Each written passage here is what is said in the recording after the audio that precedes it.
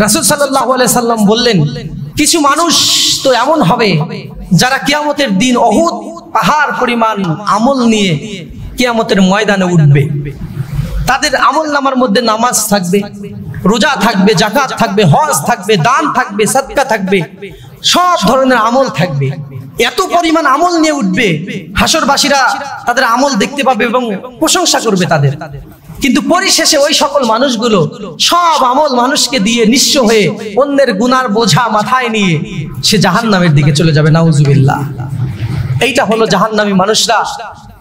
আমল করবে ঠিক আছে, কিন্তু মানুষের সাথে সদাচরণ করবে না। 9 নাম্বার লক্ষণ, তারা মানুষের সাথে আচার ব্যবহার করবে, রূঢ় ব্যবহার হবে তাদের। তাদের কথা মিষ্টি হবে না, ভালো কথা বললেও রাগ নিয়ে বলবে, তাদের মুখে মিষ্টি কোনো ভাষা থাকবে না, কর্কশ ভাষা। এটা হলো জাহান্নামীদের লক্ষণ। ভালো কথা বললেও তার দিকে মানুষ আগাবে না, তাকে হয়তো মানুষ সম্মান করবে তার ক্ষমতার জন্য, তার টাকার জন্য। সে ক্ষমতাসীন এই জন্য তাকে সম্মান করবে, তার টাকা আছে এই জন্য তাকে সম্মান করবে, কিন্তু দিল থেকে, অন্তর থেকে কেউ তাকে রেসপেক্ট করবে না, মন থেকে কেউ ভালোবাসবে না তাকে। ওই সকল মানুষের ক্ষমতা যদি চলে যায় অথবা টাকা যদি শেষ হয়ে যায়, ওদেরকে পায়ের তলে মানুষ পিষে ফেলবে। যতদিন ক্ষমতা থাকবে, যতদিন টাকা থাকবে, ততদিন মানুষ তাদের সম্মান করবে। ওই ক্ষমতা অথবা টাকা যেটাই হোক, যেটা নিয়ে সে অহংকার করত, ওইটা শেষ হওয়ার পরেই মানুষজন তাকে আর ভালোবাসবে না, তাকে দূর দূর করে তাড়াই দেবে। অর্থাৎ তাদের আচার ব্যবহার হবে রুক্ষ ব্যবহার হবে। এটা হলো জাহান্নামী মানুষের 9 নাম্বার লক্ষণ। এই রুক্ষ ব্যবহারকারীদের জন্য এই হাদিসটা প্রযোজ্য, যে অনেক আমল নিয়ে উঠেছে, কিন্তু মানুষের সাথে খারাপ ব্যবহার করার কারণে, মানুষকে কষ্ট দেওয়ার কারণে ওই আমলগুলো তাদেরকে দেওয়া হবে। তারা জান্নাতের গেটে দাঁড়ায় থাকবে তার জন্য। অমুক দিন আমাকে কষ্ট দিয়েছিল, এখন বিনিময় তো নাই, কষ্টের বদলা দেওয়া লাগবে। তো বিচার তো হবে সঠিক বিচার, কিন্তু বিচারে যে পাপী, যে প্রাপ্য, তাকে তো কিছু একটা দিতে হবে। আপনি তার সাথে অন্যায় করেছেন, জুলুম করেছেন, তার সাথে খারাপ ব্যবহার করেছেন। এখন কিয়ামতের দিন আপনি জান্নাতে যাচ্ছেন, ওই সময় সে আপনাকে ধরে ফেললো, এখন তাকে কিছু তো একটা দিতে হবে। আপনি কি দিবেন? আপনার কাছে তো টাকা নাই, আপনার যে নেক আমল আছে, আপনার নেকি আছে, ওই নেকি থেকে আপনার তাকে দিতে হবে। এইভাবে যখন দিতে দিতে আপনার নেকিগুলো শেষ হয়ে যাবে, এরপরেও আপনার পাওনাদার যদি না ফুরায়, তখন তাদের গুনাহগুলোকে আপনার ঘাড়ে চাপায় দেওয়া হবে। তাহলে আপনি আমল নিয়ে উঠলেন, কিন্তু সেই আমল আপনাকে জান্নাত পর্যন্ত নিতে পারলো না। আমলগুলো আপনার শেষ হয়ে গেল বাড়তে বাড়তে। কি আমল নিয়ে, এত আমল নিয়ে উঠলেন, বাড়তে বাড়তেই শেষ হয়ে গেল। এখন তারপরেও পাওনাদার যখন মিটলো না, তখন ওই পাওনাদারদের গুনাহ আমার ঘরের উপর চাপায় দেওয়া হলো, নাউজুবিল্লাহি মিন যালিক। এই জন্য ইবাদত বন্দিগি, আমলে সলেহ, রোজা, নামাজ, হজ, যাকাত, এগুলো যেভাবে আপনারা করছেন, সতর্ক হতে হবে। মানুষের সাথে এমন ব্যবহার করা যাবে না যে কিয়ামতের দিন তারা যেন আমাদের জান্নাতের দ্বার গোড়ায় না দাঁড়ায় থাকে। একজন মানুষ একটা ভুল করে ফেলেছে, এখন ওকে যদি আপনি ক্ষমা করে দেন, সারা জীবন আপনার প্রতি ওর শ্রদ্ধা থেকে যাবে। ও যেহেতু ভুলটা করেই ফেলেছে, আপনি যদি ওকে শাস্তি দেন, ওই কাজটা কি আর ফিরে আসবে? ওই ভুলটা কি আর শুধরাতে যাবে? তখন আপনার কোনো উপকার হবে না। কিন্তু দোষ হলো আপনি ওইটা করার, ওকে শাস্তি দেওয়ার জন্য, ওকে কটু কথা বলার জন্য ওর মনের মধ্যে একটা দাগ থেকে গেল। আর আপনি যদি ওকে বুঝাতেন, ওকে ক্ষমা করে দিতেন, তাহলে ও সারা জীবন আপনাকে সম্মান করত। আপনার কিন্তু ওই রাসূল সাল্লাল্লাহু আলাইহি ওয়াসাল্লাম, এই যে স্ত্রীরা তরকারি রান্না করছে, যদি তরকারি ভালো না লাগে সেটা সাইড করে রেখে দিয়েছেন, খায় নাই। স্ত্রী ভালোবেসে তরকারি রান্না করছে, যদি রাসূল বলে যে তোমার তরকারি খারাপ হয়েছে, তাহলে কি তরকারি স্বাদ বেড়ে যাবে? কি ভাই কথা বলছেন না কেন? যদি বলি তরকারিটা ভালো হয় নাই, তরকারির স্বাদ বেড়ে যাবে কি?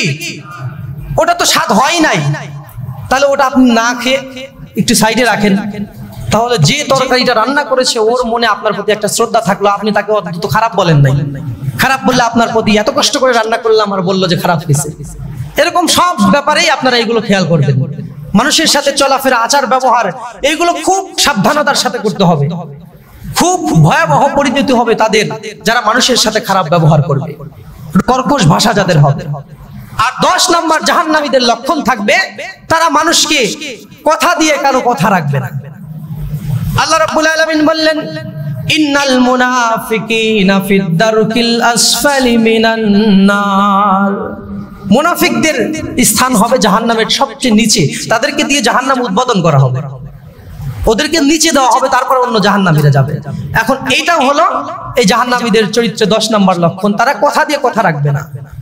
একজনকে একটা কথা দিবে, সেই কথা রাখবে না। আমানত থাকলে 11 নম্বর, আমানত তাদের কাছে রাখা হলে এই আমানতের খেয়ানত তারা করবে। 12 নম্বর, তারা যখনই কথা বলবে তখন মিথ্যা বলবে, নয়তো অশ্লীল কথা বলবে, অসার বাক্য বলবে। তাদের মুখ দিয়ে সুন্দর কথা বের হবে না, তারা শুধু খারাপ ভাষায় কথা বলবে, গালিগালাজ করবে প্রচন্ড রকম। এইটা হলো 12 নম্বরের লক্ষণ। 1 থেকে 12 পর্যন্ত যে লক্ষণগুলো বললাম, এই সবগুলো লক্ষণই হলো জাহান্নামীদের চরিত্রের লক্ষণ। এই লক্ষণগুলো যদি আমাদের মধ্যে কারো থাকে, অথবা আমাদের ভাই, আমাদের প্রতিবেশী, আত্মীয় স্বজনের মধ্যে কারো মধ্যে যদি লক্ষ্য করে থাকি আমরা এই লক্ষণগুলো, আমরা তাদেরকে সতর্ক করার চেষ্টা করব। এই লক্ষণগুলো এখন থেকেই আমরা চিহ্নিত করব এবং এইগুলো আমাদের মধ্যে থেকে আমরা বাদ দিয়ে দেব। আপনারা যারা এখানে আছেন সকলেই শিক্ষিত, সভ্য, সকলেই বুঝমান ব্যক্তি। আমি আপনাদের অনুরোধ করব, মানুষের সাথে ব্যবহারটা খুব ভালোভাবে চিন্তা ভাবনা করে করবেন। আপনার ব্যবহারের জন্য টাকা পয়সা খরচ করা লাগবে না। তো একজনের সাথে একটু হেসে কথা বলবেন, মিষ্টি করে কথা বলবেন, এটাতে কিনা আপনার কোনো খরচ হবে? কিন্তু আস্তে আস্তে মানুষের আপনার প্রতি ভালোবাসা তৈরি হয়ে যাবে। দেখবেন আপনি অনেক সময় অনেক বিপদে পড়ে গেছেন, আপনার চাওয়ার আগেই আশেপাশের লোকজন আপনার উপকার করতে দৌড়ে আসবে, সুযোগ খুঁজবে তারা যে আপনি কখন বিপদে পড়েন, আপনার উপকার তারা কখন করবে। আর যদি আপনার ভাষা খারাপ হয়, আপনার ব্যবহার খারাপ হয়, তারা সুযোগ খুঁজবে আপনাকে কখন সুযোগ পেলে কখন দাবায় দেওয়া যায় নিচের দিকে। কারো কাছ থেকে আপনার সাহায্য চাইতে হবে না, মানুষ শুধু ওত পেতে থাকবে সাহায্য করার জন্য। আপনি তাকে ক্ষমা করেছেন, তার সাথে ভালো ব্যবহার করেছেন, আপনার ওর মনের মধ্যে আপনি জায়গা করে নিয়েছেন। এই জন্য ও শুধু চিন্তা করবে আপনার উপকার কিভাবে করা যায়, এই চিন্তাতেই সে ঘুরবে। শুধুমাত্র মানুষের সাথে যে এমনটা করবেন তা না, নিজের স্ত্রী, আত্মীয় স্বজন, পরিবার সবার সাথেই এই ব্যবহারটা জারি রাখতে হবে। স্ত্রীর সাথেও খারাপ ব্যবহার করা যাবে না, আবার স্ত্রীদের স্বামীর সাথেও খারাপ ব্যবহার করা যাবে না। স্বামী, স্ত্রী, সন্তান, সন্তাতি, আত্মীয় স্বজন, প্রতিবেশী, গ্রামবাসী, মহল্লাবাসী, দেশবাসী, সারা বিশ্বের সকল মুসলমান সবার সাথে এই ভালো ব্যবহার জারি রাখতে হবে।